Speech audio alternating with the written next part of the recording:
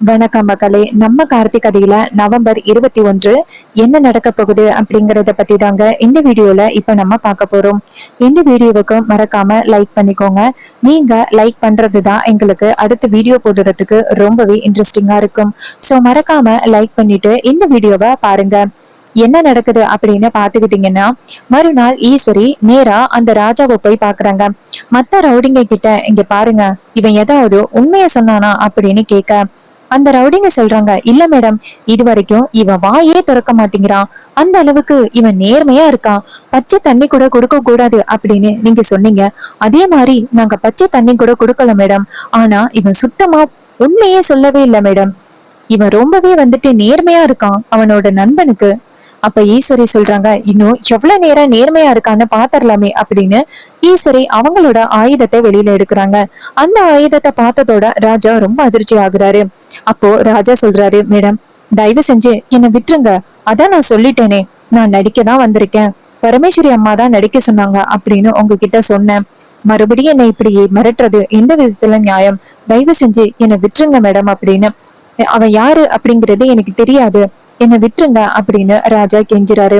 அதுக்கு ஈஸ்வரி சொல்றாங்க, இங்க பாரு, உனக்கு உண்மை எல்லாமே தெரியும். தெரிஞ்சுதான் நடிக்கிறதுக்கு ஒத்துக்கிட்ட அப்படிங்கறது நல்லாவே தெரியுது. உனக்கு அந்த உண்மையான கார்த்திக் யாரு அப்படிங்கறது தெரியும். இப்போ சொல்ல போறியா இல்லையா? இல்ல என் ஆயுதத்தால நீ மேல போக போறியா? இங்க பாரு, உன்னை மேல அனுப்பிட்டு நீ இருக்கிற இடமே தெரியாம காலி பண்ணிடுவேன். நீ எவ்வளவு தூரத்துல இருந்து வந்திருக்க அப்படின்னு எனக்கு தெரியும். உன்னோட ஃபேமிலி பேக்ரவுண்ட் எல்லாமே எனக்கு தெரியும். சோ நீ இருக்கிற இடம் இல்லாம பண்ணிடுவேன் அப்படின்னு. இதை கேட்டதும் ராஜா ரொம்ப அதிர்ச்சி ஆகுறாரு. ஈஸ்வரி சொல்றாங்க, இப்போ நீ உண்மையை சொல்ல போறியா இல்லையா அப்படின்னு சொன்னதோட நம்ம ராஜா பயந்து போய், இங்க பாருங்க மேடம், என் நண்பனுக்கு நான் துரோகம் பண்ற மாதிரி இருக்கும். தயவு செஞ்சு என்னை விட்டுருங்க மேடம். நான் இப்போவே இந்த இடத்த விட்டு போயிடுறேன். நான் நடிக்கிறதுனால தானே உங்களுக்கு பிரச்சனை.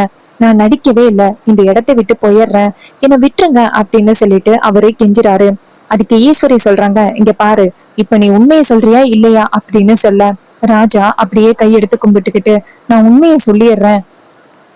யாரு அந்த உண்மையான சேதுபதி பேரன் யாரு அப்படிங்கறத சொல்லிடுறேன் அப்படின்னு. இது கேட்டதும் ஈஸ்வரி சொல்றாங்க, சொல்லு, ஒரு நிமிஷம் கூட காலம் தாழ்த்தாம இப்ப சொல்லு அப்படின்னு சொன்னதோட நம்ம ஹீரோ யாரு அப்படிங்கறத நம்ம ராஜா சொல்லிடுறாரு. உங்க மருமகன், அவர்தான் என்னோட நண்பன், சேதுபதி தாத்தாவோட பேரன் அப்படின்னு. இதை கேட்டதும் ரொம்பவே அதிர்ச்சி ஆகுறாங்க ஈஸ்வரி. ஈஸ்வரி கேக்குறாங்க, இங்க பாரு, நீ சொல்றது உண்மையா? நீ சொல்றது மட்டும் பொய்யா இருந்துச்சு அப்படின்னா கண்டிப்பா உன்னை சும்மா விட மாட்டேன். அதுக்கு அவரு சொல்றாரு, இல்ல மேடம், நீங்க ஆயுதத்தால இப்படி மிரட்டுறீங்க, நான் உண்மையை சொல்லாமையா இருப்பேன். அவர்தான் அப்படின்னு சொன்னதோட ஈஸ்வரிக்கு ரொம்பவே அதிர்ச்சி ஆகுது. நீ சொல்றத என்னால நம்பவே முடியல. நீ சொல்றது உண்மையா அப்படின்னு சொல்ல, அதுக்கு அவரு சொல்றாரு, ஆமா மேடம், நான் சொல்றது உண்மைதான். உங்க மருமகன் தான் சேதுபதி ஐயாவோட பேரன். ஆனா என் நண்பன் கார்த்திக் ஒன்னும் உங்களை ஏமாத்தி உங்க பொண்ணை கல்யாணம் பண்ணிக்கணும் அப்படிங்கிற நோக்கத்துக்கெல்லாம் உங்க வீட்டுக்குள்ள வரல. என் நண்பனோட நோக்கம் இந்த குடும்பத்தை ஒண்ணு சேர்க்கணும் அப்படிங்கறது மட்டும்தான். மத்தபடி என் நண்பன் மேல எந்த வித தப்பும் இல்ல. தயவு செஞ்சு என் நண்பனை தப்பா நினைச்சுக்காதீங்க அப்படின்னு. அதுக்கு ஈஸ்வரி சொல்றாங்க, என் வீட்டுக்குள்ள எனக்கு இவ்வளவு பெரிய நம்பிக்கை துரோகம் பண்ணிருக்கான், அவனுக்கு போயிட்டு நீ சப்போர்ட்டா பேசுறியா? இங்க பாரு, அவன் என்னை ஏமாத்தி இருக்கான். அவனை கண்டிப்பா அந்த வீட்டுக்குள்ள நான் இனிமே இருக்கவே விட மாட்டேன் அப்படின்னு. ராஜா சொல்றாரு, மேடம் மேடம், தயவு செஞ்சு என்னை மன்னிச்சிருங்க மேடம். ஈஸ்வரி சொல்றாங்க, இங்க பாரு, நீயும் வா, அப்பதான் சரியா இருக்கும் அப்படின்னு சொல்லிட்டு ராஜாவை பிடிச்சு இழுத்துட்டு போறாங்க. நேரா ரவுடிங்களை பார்த்து, இங்க பாருங்க, நீங்க எனக்கு சரியான வேலையை பண்ணி கொடுத்துட்டீங்க, தேங்க்ஸ் அப்படின்னு சொல்லிட்டு ராஜாவை பிடிச்சு இழுத்துட்டு போறாங்க. இன்னொரு பக்கம் நம்ம ஹீரோ அவங்க நண்பனுக்கு போன் பண்ணி பாக்குறாங்க. ஆனா ராஜா போன் எடுக்கவே இல்லை. போன் ரீச்சும் ஆகல. அப்ப ஹீரோ நினைக்கிறாரு, சரியான நேரத்துல கோயிலுக்கு வந்துடுடா அப்படின்னு சொல்லிட்டு நான் சொன்னேன், நாளைக்கு கும்பாபிஷேகம், இன்னும் அவன் வராம இருக்கான் அப்படின்னு ஹீரோவுக்கு ஒரே குழப்பமா இருக்கு. அப்போ நம்ம ஈஸ்வரி ராஜாவை இழுத்துட்டு வரத ஹீரோ பாக்குறாரு. பார்த்ததும் நம்ம ஹீரோவுக்கு ரொம்பவே அதிர்ச்சி. வீட்டுல உள்ள எல்லாருமே அந்த இடத்துக்கு வந்துடுறாங்க. என்ன நடக்குது அப்படின்னு பாக்குறாங்க. வில்லி அவனை பார்த்ததோட, அக்கா, இவன் தானக்கா அந்த சேதுபதியோட பேரன் அப்படின்னு சொல்லிட்டு நடிச்சுக்கிட்டு சுத்திக்கிட்டு இருந்தான், இவன் எப்படிக்கா உன் கையில மாட்டினான் அப்படின்னு. அதுக்கு ஈஸ்வரி சொல்றாங்க, ஆமா சந்திரா, இவன் நல்லாவே என்கிட்ட மாட்டிக்கிட்டான்.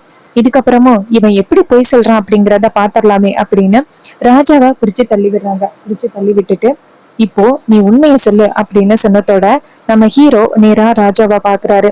அப்போ ராஜா வந்துட்டு என்னை மன்னிச்சிரு மாப்ள அப்படின்னு சொல்றாங்க. இன்னொரு பக்கம் மாமா சொல்றாரு, இங்க பாரு ஈஸ்வரி, இங்க என்ன நடக்குது? எதுக்கு இப்படி அம்மாவோட பேரனை கூட்டிட்டு வந்துட்டு இப்படி பேசிக்கிட்டு இருக்க? என்ன நடக்குது அப்படின்னு கேக்குறாங்க. அதுக்கு அவங்க சொல்றாங்க, இங்க பாருங்க, இவன் ஒன்றும் அந்த பரமேஸ்வரியோட பேரன் கிடையாது. இவன் சாதாரண ஒரு சர்வெண்ட். இவன் நல்லா நம்மளை ஏமாத்திருக்கான் தெரியுமா? இதை கேட்டதும் ராஜாவுக்கு ரொம்ப அதிர்ச்சி. ஐயோ, அப்ப ஈஸ்வரிக்கு உண்மையெல்லாம் தெரிஞ்சிருச்சோ அப்படின்னு. அப்ப வில்லி சொல்றாங்க, அக்கா, அப்போ உனக்கு உண்மை தெரிஞ்சிருக்கா அக்கா? இவன் யாரு அப்படின்னு? இவன் யாரு அப்படின்னு உனக்கு தெரிஞ்சிருந்தா உண்மையான சேதுபதியோட பேரை யாரு அப்படிங்கிறதும் உனக்கு தெரிஞ்சிருக்குமே. ஈஸ்வரி சொல்றாங்க, ஆமா சந்திரா, அதை சொல்றதுக்காக தான் நான் இங்க வந்திருக்கேன் அப்படின்னு சொல்ல, இதை கேட்டதும் நம்ம ஹீரோ ஷாக் ஆகுறாரு. ரேவதி எல்லாருமே அதிர்ச்சி ஆகுறாங்க. ரேவதி நேரா ஹீரோ கிட்ட, அம்மாவுக்கும் உங்களை பத்தி தெரிஞ்சிருச்சு போல, அதனாலதான் அம்மா இவ்வளவு கோவத்தோட பேசுறாங்க. இப்போ என்னங்க பண்றது?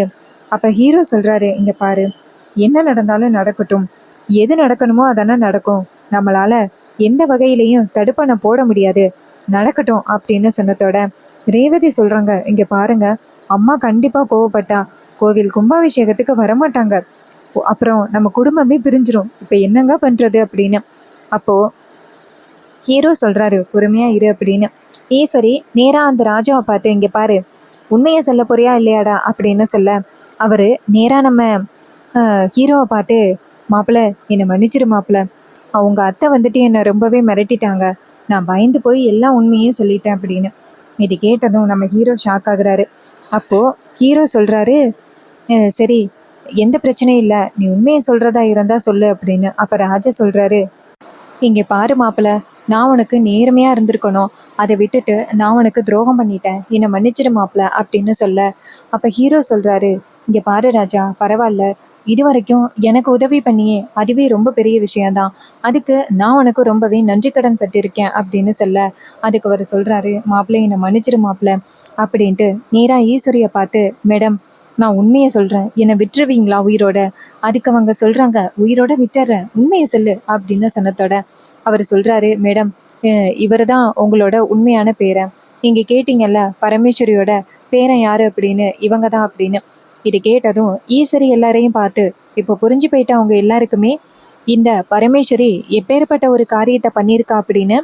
என்னை ஏமாத்துறதுக்காக அவ இந்த கும்பாபிஷேகத்தை நல்லபடியாக நடத்தணும் அப்படிங்கிறதுக்காகவும், இந்த குடும்பத்தை ஒன்று சேர்க்கணும் அப்படிங்கிறதுக்காகவும், அதோட என் பொண்ணை எப்படியாவது அவளோட பேரனுக்கு கல்யாணம் பண்ணி வைக்கணும் அப்படிங்கிறதுக்காக இவ இப்படி ஒரு போலி நாடகத்தை போட்டிருக்கா. இந்த நாடகத்தை நான் சுத்தமாக நம்பிட்டேன். ஆனால் இப்போ அவள் நாடகம் போட்டது எல்லாமே எனக்கு தெரிஞ்சு போச்சு.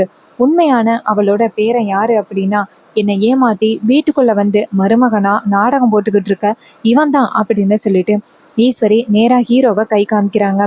இதை பார்த்ததும் நம்ம ஹீரோவுக்கு அதிர்ச்சி ஆகுது. அப்போ வில்லி சொல்றாங்க, அக்கா சூப்பர்க்கா, உண்மையை கண்டுபிடிச்சிட்டியா? இத்தனை நாளும் இந்த உண்மையை உன்கிட்ட சொல்லணும் அப்படின்னு நினைச்சுதான் நானே ரொம்ப போராடிக்கிட்டு இருந்தேன். ஆனா நீ தான் கொஞ்சம் கூட செவிசாய்ச்சி கேட்கவே மாட்டேன்ட்டியே. இல்லைன்னா உன்கிட்ட நான் எப்பவோ உண்மையை நிரூபிச்சிருப்பேன். நீ தான் உன் மாப்பிள்ளை ரொம்ப நல்லவரு, அவர் உனக்கு துரோகம் பண்ண மாட்டாரு அப்படி இப்படின்னு சொல்லி உன் மாப்பிள்ளை மேல பயங்கர நம்பிக்கையோட இருந்த. ஆனா கடைசியில பாத்தியா உன் மாப்பிள்ளை உனக்கு எப்படி ஒரு ஆப்பை வச்சிருக்கான் அப்படின்னு. அதுக்கு ஈஸ்வரி சொல்றாங்க, சந்திரா, ஆரம்பத்திலேயே நீ சொன்னப்பயே நான் நம்பி இருக்கணும். ஆனா என் சொந்த தங்கச்சிய நம்பாம எவனோ ஒருத்தனை நம்பினதுக்கு எனக்கு தரமான பதிலடி கிடைச்சிருச்சு. இத்தனை வருஷமா ஒரு ஆம்பளைய கூட நான் நம்பினதே கிடையாது. அந்த அளவுக்கு எனக்கு ஆம்பளைங்கனாலே சுத்தமா பிடிக்காது. ஆனா இவன் மேல நம்பிக்கை வச்சேன். இவன் நம்ம குடும்பத்துக்கு நிறைய உதவி பண்ணிக்கிட்டு இருக்கானே அப்படின்னு நினைச்சு இவன் மேல முழு நம்பிக்கை வச்சேன். அப்படி முழு நம்பிக்கை வச்சதுக்கு எனக்கு தரமான பதிலடி கொடுத்துட்டான். என் வாழ்க்கையில இனிமே எந்த ஆம்பளையும் நான் நம்பவே மாட்டேன் அப்படின்னு சொல்றாங்க. அப்ப வில்லி சொல்றாங்க, அக்கா இப்ப என்னக்கா முடிவெடுக்க போற? இவனை இந்த வீட்டை விட்டு அனுப்புறது தான்க்கா ஒரே முடிவு. இவனுக்கும் இந்த குடும்பத்துக்கும் இனிமே எந்த சம்பந்தமும் இல்ல. இவன் தான் அந்த சேதுபதியோட பேரன் அப்படின்னு தெரிஞ்ச பிறகும் இவனை இதுக்கு மேலே இந்த வீட்டுக்குள்ள வச்சுக்கிட்டு இருக்க போறியா? இவனை இப்பவே இந்த வீட்டை விட்டு அனுப்புக்கா அப்படின்னு சொன்னதோட ஈஸ்வரி சொல்றாங்க, ஆமா சந்திரா, நீ சொல்றது சரிதான். இவன் யாரு அப்படின்னு தெரிஞ்ச பிறகும் இவனை இந்த வீட்டுக்குள்ள வச்சுக்கிட்டு இருக்கிறதுக்கு நான் ஒன்னும் அந்த அளவுக்கு முட்டாள் கிடையாது அப்படின்னு நேரா ஹீரோவை பார்த்து, இங்க பாரு, நீ இந்த குடும்பத்துக்கு நிறையவே நல்லது பண்ணிருக்க, அந்த மரியாதைக்காக சொல்றேன், இப்பவே இந்த வீட்டு விட்டு போயிரு, அதுதான் உனக்கு நல்லது அப்படின்னு. இதை கேட்டதும் நம்ம ஹீரோ வந்துட்டு, அத்தை ஒரு நிமிஷம், நான் சொல்றதை கேளுங்க. ஈஸ்வரி கேக்குறாங்க, யாருக்கு, யாருடா அத்தை? என்ன அத்தை அப்படின்னு சொன்னீங்கன்னா அவ்வளவுதான், மரியாதையா இந்த இடத்த விட்டு போடா அப்படின்னு சொன்னதோட நம்ம ஹீரோவுக்கு ரொம்பவே ஷாக் ஆகுது. அப்போ சந்திரா சொல்றாங்க, என்ன பாத்துக்கிட்டு இருக்க, அக்காக்காரி ஒன்னதான் வீட்டை விட்டு போக சொன்னா அப்படின்னு சொல்றாங்க. அதுக்கு நம்ம ராஜா சொல்றாரு, ஈஸ்வரி என்ன அவசரப்பட்டு இப்படி முடிவு பண்ற? மாப்பிள்ளைய இந்த வீட்டை விட்டு போக சொன்னா யாரு பாதிப்பாங்க அப்படிங்கறது உனக்கு தெரியாதா? நம்ம பொண்ணோட வாழ்க்கை என்ன ஆகுறது? நீ தானே பிடிவாதம் பண்ணி 2 பேருக்கும் கல்யாணம் பண்ணி வச்ச, இப்போ வீட்டை விட்டு வெளியில போ அப்படின்னு சொன்னீங்கன்னா நம்ம பொண்ணோட வாழ்க்கை என்ன ஆகுறது? ஊர் மக்கள் எல்லாருமே என்ன நினைப்பாங்க? வாழா விட்டியா வீட்டுல பொண்ணை வச்சுக்கிட்டு இருக்கேன் அப்படின்னு சொல்றதுக்காக தான். பாரு, நீ ரொம்ப தப்பான முடிவெடுக்கிற, யோசிச்சு முடிவெடு, நம்ம பொண்ணோட வாழ்க்கை இதுல இருக்கு. ஈஸ்வரி சொல்றாங்க, இங்க பாருங்க, நேர்மையா இவன் பொண்ணு கேட்டிருந்தா இவனோட நேர்மைய பார்த்து கண்டிப்பா நான் என் பொண்ணை கல்யாணம் பண்ணி கொடுத்திருப்பேன். ஆனா அதை விட்டுட்டு இவன் இப்படி நாடகம் போட்டு என்னையும் ஏமாத்தி என் பொண்ணையும் ஏமாத்தி இப்படி ஒரு வேலைய பண்ணியிருக்கான். இவனுக்கு இதுக்கப்புறமும் இந்த வீட்டுல அனுமதி கொடுத்தன்னா இதுக்கப்புறம் என் குடும்பத்துல உள்ளவங்களுக்கு இவனால நிறைய பிரச்சனைகள் வர்றதுக்கு வாய்ப்பு இருக்கு. இவன் இந்த வீட்டுக்குள்ள இருக்கிறதுக்கு துளி அளவு கூட மரியாதையே இல்ல. இவனை இந்த இடத்துல இருந்து இப்பவே போக சொல்லுங்க.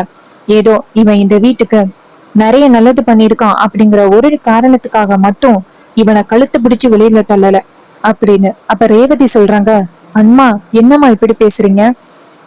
எனக்கு ஆரம்பத்துல இவரை கல்யாணம் பண்ணிக்கவே முடியாது அப்படின்னு சொல்லி உங்ககிட்ட நான் எவ்வளவு போராடினேன். ஆனா நீங்க தான் இவரை கட்டாயமா கல்யாணம் பண்ணிக்கிட்டே ஆகணும் அப்படின்னு சொல்லி என்கிட்ட ரொம்ப பிடிவாதம் பிடிச்சு இவரை எனக்கு கல்யாணம் பண்ணி வச்சீங்க. இப்போ நீங்க பாட்டுக்கும் இவரை விட்டு பிரியணும் அப்படின்னு சொன்னீங்களா? எப்படிமா? கண்டிப்பா என்னால முடியாது. நீங்க சொல்றத என்னால ஏத்துக்க முடியாதுமா. ஈஸ்வரி சொல்றாங்க, இங்க பாரு, அப்ப உனக்கு உன் அம்மாவோட வார்த்தையை விட அவன்தான் உனக்கு முக்கியமா? அப்ப ரேவதி சொல்றாங்க, அம்மா நான் அப்படி சொல்லலம்மா, இவருதான் அந்த சேதுபதியோட பேரன் அப்படின்னு எங்க எல்லாருக்குமே நல்லாவே தெரியும். தெரிஞ்சுதான் நாங்க அமைதியா இருந்தோம். எதுக்காகன்னா எங்களை பொறுத்த வரைக்கும் இவங்க மேல எந்த தப்பும் இல்லை அப்படின்னு தோணுச்சு. அதனாலம்மா. இதை கேட்டதும் ஈஸ்வரி சொல்றாங்க, அப்படியா கதை? எல்லாருமே உண்மையை தெரிஞ்சுக்கிட்டு என்ன முட்டாளாக்கிருக்கீங்க. என் தங்கச்சி மட்டும்தான் எப்படியாவது எனக்கு உண்மை தெரியணும் அப்படின்னு நினைச்சு ரொம்ப கஷ்டப்பட்டு என்கிட்ட உண்மையை சொல்றதுக்காக ட்ரை பண்ணா. ஆனா நீங்க எல்லாருமே இவ்வளவு பெரிய பொய் சொல்லிருக்கீங்க அப்படின்னு சொல்லிட்டு செம்மையா பேசுறாங்க நம்ம ஈஸ்வரி. அப்ப ஹீரோ நினைக்கிறாரு, அத்தை கிட்ட எப்படியாவது கன்வின்ஸ் பண்ணுவோம் அப்படின்னு நேரா அவங்க அத்தை கிட்ட, அத்தை நாங்க பண்ணது ரொம்பவே தப்புதான் அத்தை, அதுக்கு உங்ககிட்ட நாங்க மன்னிப்பு கேட்டுக்கிறோம் அத்தை, பிளீஸ் சார், இதுக்காக கோவில் கும்பாபிஷேகத்துக்கு வர முடியாது அப்படின்னு சொல்லிடாதீங்க. ஈஸ்வரி சொல்றாங்க, இங்க பாரு, உங்களுக்கும் எங்களுக்குமே எந்த வகையிலையுமே இனிமே தொடர்பு கிடையாது, நாங்க எதுக்கு அந்த கும்பாபிஷேகத்துக்கு வரணும் அப்படின்னு ஈஸ்வரி நேரா வீட்டுக்குள்ள போயிட்டு ஹீரோவோட துணிமணி எல்லாத்தையுமே எடுத்துட்டு வந்துட்டு வெளியில வீசுறாங்க. இத பார்த்ததும் ஹீரோ ரொம்பவே அதிர்ச்சி ஆகுறாரு. அத்தை இந்த அளவுக்கு கோவப்படுறாங்களே அப்படின்னு ஹீரோவுக்கு ரொம்பவே கவலையா இருக்கு. அப்போ ஈஸ்வரி சொல்றாங்க, என்ன பாக்குற, இப்படியே என்னை ஏமாத்திக்கிட்டு கடைசி வரைக்கும் இந்த வீட்டுக்குள்ளேயே இருந்துக்கலாம் அப்படின்னு நீ நினைச்சியா? அதெல்லாம் நடக்கிறதுக்கு எந்த வகையிலயும் வாய்ப்பு கிடையாது, போடா வெளியில அப்படின்னு சொல்லிட்டு நம்ம ஹீரோவை வீட்டை விட்டு வெளியில அனுப்புறாங்க. நம்ம ஹீரோவுக்கு ரொம்பவே அதிர்ச்சியா இருக்கு. என்னடா இது, அத்தை இப்படி கோவப்பட்டு வீட்டை விட்டு அனுப்புறாங்களே அப்படின்னு. ரேவதி, ராஜா எல்லாருமே பார்த்துட்டு அதிர்ச்சி ஆகுறாங்க. வில்லி நேரா அவங்க அக்காவை பார்த்து, அக்கா இப்பதான்க்கா நீ சரியான முடிவெடுத்திருக்க, இவனுக்கு நீ தண்டனை கொடுத்தது சரிதான்க்கா, இனிமே இவன் இந்த வீட்டுக்குள்ள வரவே மாட்டான், நம்ம பொண்ணு ரேவதிக்கு நல்லபடியான வாழ்க்கைய நம்ம ஏற்பாடு பண்ணி கொடுப்போம் அப்படின்னு வில்லி சொல்றாங்க. இதை கேட்டதும் ஈஸ்வரி சொல்றாங்க, ஆமா சந்திரா அப்படின்னு. சோ இந்த கதை உங்களுக்கு பிடிச்சிருக்கா? இந்த கதை பிடிச்சிருந்துச்சுன்னா இந்த வீடியோவுக்கு மறக்காம லைக் பண்ணிக்கோங்க. நம்ம சேனலை சப்ஸ்கிரைப் பண்ணிட்டு பக்கத்துல உள்ள பெல் ஐகானையும் கிளிக் பண்ணி ஆல்ல செட் பண்ணிக்கோங்க.